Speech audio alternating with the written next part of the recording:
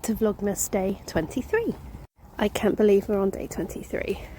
Today I wanted to show you a little cross-stitch decoration that I made using this ornament I picked up for 50p, I think it was, in the charity shop. I'm using the Ada I also found in the charity shop, that big bundle I showed a little while ago, a pattern, a design from my Christmas book, and the odds and ends of threads that I'm trying to use up.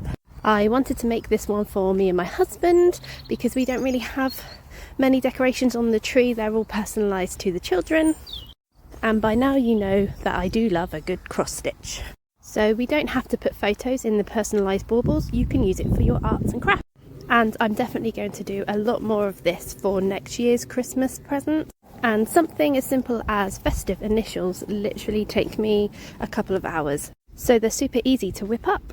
So here's how much I got done within an hour, and within the next hour I had finished 2 initials and I'm very happy with them.